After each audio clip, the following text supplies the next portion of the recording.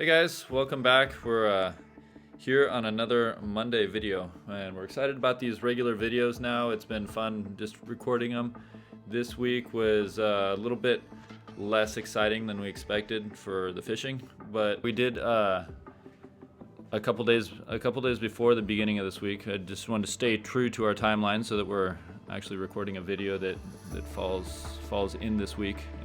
But a couple days before this, we ended up landing a couple of these fish that were so hard to hook, and some of it was luck, I think, and we just found the right school of fish that was a little bit more hungry than the others. But I'll show you a couple clips of the ones we did hook, so you know what we're throwing at, what you're seeing on the videos, and a couple in hand on the beach that you can take a look at. It was cool that we got some really neat drone footage to share, and you guys will be able to see.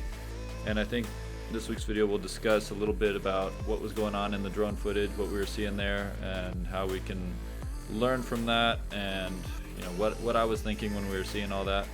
And let's check it out. So this was one of the first schools we found that looked really promising, and just we tried estimating to see if I could get out there. I made a cast, and you can see my cast landed short and didn't even draw any fish in. I mean, it was just a complete miss on the cast. So we knew that was about my range, and we were looking for schools that were a little bit inside that range. I mean, all it takes is another 15-20 yards, but you're not squeezing that out of your maximum cast already. So I knew I wasn't going to be able to make that school, so we went looking for another school, and sure enough, we found one that was a little bit closer in, and this is how we played it.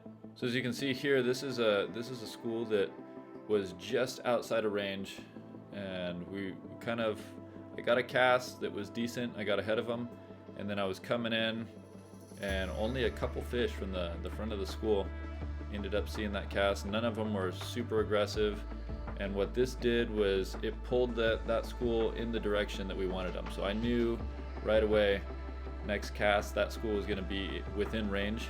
So I cast out, this was my next cast, and I went clear past the school. That school was within range. Decided that I was coming through them. They all came for it. I could see them from the beach splashing behind it. I knew they were after it, trying to tease them in, and it felt like I had no hooks on my lure. It was frustrating because I could see the swirls coming behind the lure. I knew they were right behind it, and they just didn't commit to the bite. I'm not sure what you could do better on getting them to commit to the bite. We've done trials before where you get them like that and then you slow down. A lot of people ask, well, why don't you just slow down your retrieve? It's not really about that. They tend to turn away as soon as you slow down, and you lose interest from them almost instantly every time.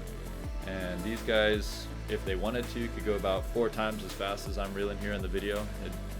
You can tell they're just being lazy. So here's my third cast. This was another super frustrating one because I knew they were there. I knew they were ready to chase. I got them following again, got them chasing, and roosters just love that splashing. So if you can keep it splashing on top, you know that's when they get all fired up. And you can see these fish. It's so frustrating. You know they have 5 times more speed than they're going right now, and none of them wanted to commit to the bite. And it was just, from the beach, super frustrating to see that happen, and you're already tired from making your furthest cast a ton of times, trying to get that follow. And when you finally get the follow, you're ready for that commitment to the bite, and they just weren't doing it. And I spent my whole morning casting at schools just like this, and it just repeat after repeat. And it was like they were interested but didn't want to commit. We switched lures a couple times, switched colors, went to jigs and some subsurface stuff. They weren't as interested. They liked the splashing on the surface. They wanted that top water action. And if you slowed it down at all, they were turning away, and you sped up and they would speed up with it, but they wouldn't commit to the bite still. So hopefully next tide cycle or something is what turns their hunger on and they start feeding, because this definitely wasn't doing it. And I spent the whole morning not catching fish and frustrated when we went back and watched the footage of what was going on. So this is it, guys. I hope some of these drone clips, even though it was a kind of a failed week for me for catching fish, and everyone always sees all the fish that we catch, and here's some hopefully educational examples of not catching fish still, but still entertaining. I hope you guys enjoyed it. And you know, like always, you have a little bit of homework here. One is subscribe. Keep commenting, keep liking the videos. It really helps us out. And yeah, if you guys have some more ideas of stuff, next week we're gonna continue to do the same thing. Hopefully learn a little bit more. Hopefully catch some more fish. And you know, like I always say, it only takes one good cast out there. So get out there and do it.